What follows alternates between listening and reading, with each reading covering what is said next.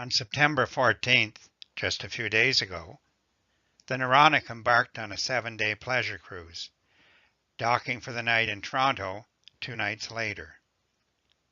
She was carrying 524 passengers, most of them American, and 171 crew members, all Canadian. The captain on the voyage was Captain William Taylor. At 2:30 a.m., the smell of smoke coming from a small room off the port corridor, just forward of a woman's washroom. When the closet was opened, the fire exploded into the hallway, spreading quickly, fed by the lemon oil, polished wood paneling on the walls. Within a few minutes, the first fire truck had arrived, but it was already too late. Half of the ship's decks were already aflame. The fire extinguished by 5 a.m., the recovery of bodies began. The death toll has not yet been determined, probably 120 or more, most dying from suffocation or burns.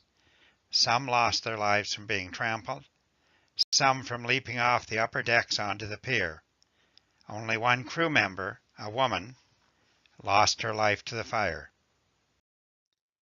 The design and construction of the 36-year-old ship may have been at fault.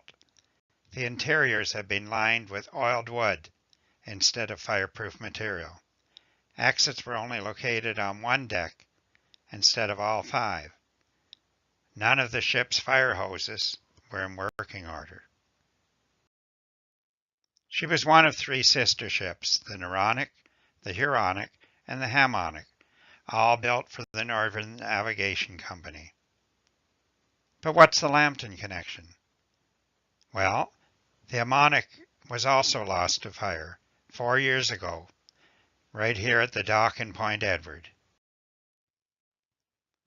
The Hammonic, a floating palace of her day, named for Northern Navigation President H.C. Hammond, first launched in 1908.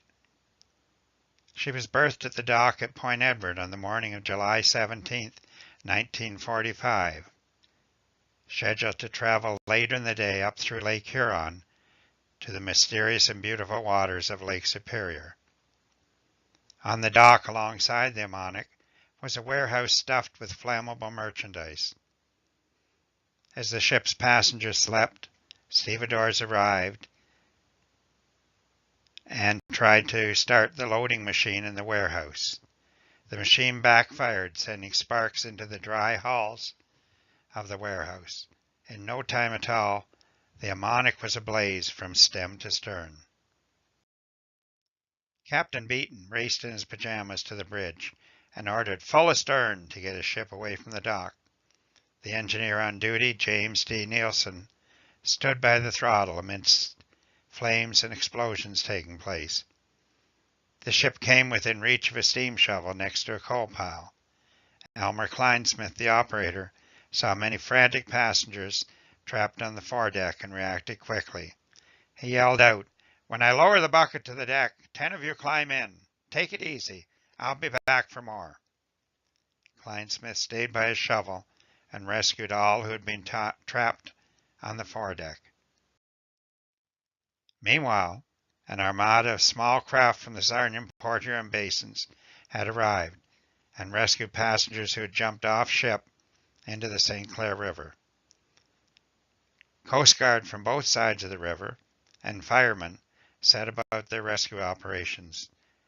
With the help of all of these people, not a single life was lost, but the well-known cruise ship, the Hammonic, would sail no more. Her burned-out shell would later be towed away and cut up for scrap metal.